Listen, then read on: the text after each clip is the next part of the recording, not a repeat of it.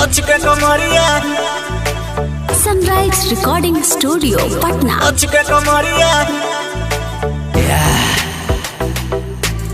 के कमरिया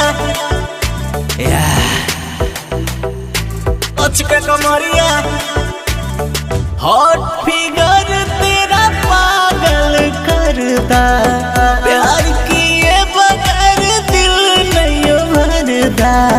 hot figure तेरा पागल करदा, प्यार किए बगैर दिल नहीं भरदा। तेरी जवानी जवानी जैसे तूफानी तूफानी तूफानी, इरादे तेरी मुझको है ठगदा।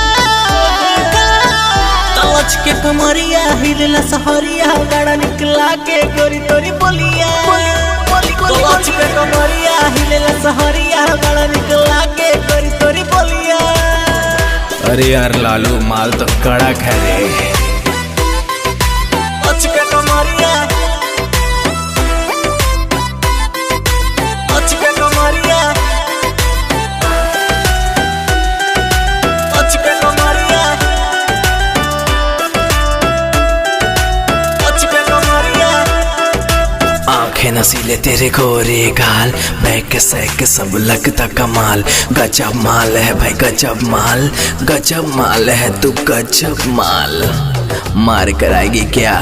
आंखें नसीले तेरे गोरे गाल, बैक सैक सब लगता कमाल। गजब माल है भाई गजब माल, गजब माल है तू गजब माल। तेरी यादें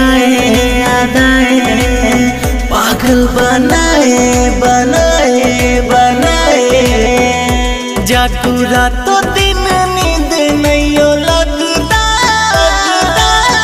आवाज के कमरिया हिलला सहरिया, बड़ा निकला के गोरी तोरी बोलिया। आवाज के कमरिया हिलला सहरिया, बड़ा निकला के गोरी तोरी बोलिया।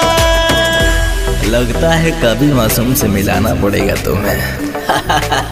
के कमरिया के कमरिया के कमरिया। Sunrise recording studio Patna. गोरा बदन तेरी चढ़ती जवानी, संदीप तिवारी को दे दे तू रानी। जिद पे अगर मैं अड़ जाऊंगा तो बढ़ जाएगी तेरी परेशानी। इतनी लूंगा कि याद रखेगी जीवन भर भर। गोरा बदन तेरी चढ़ती जवानी, पुतुल मनोज को दे दे तू रानी। जिद पे अगर मैं अड़ जाऊंगा तो बढ़ जाएगी तेरी परेशानी। मन मेरा डोले डोले, लव यू भी बोले बोले बोले। मेरा दिल तेरी ओर है भगता। तलच के कमरिया हिलला सहरिया, बड़ा निकला के गोरी तोरी बोलिया।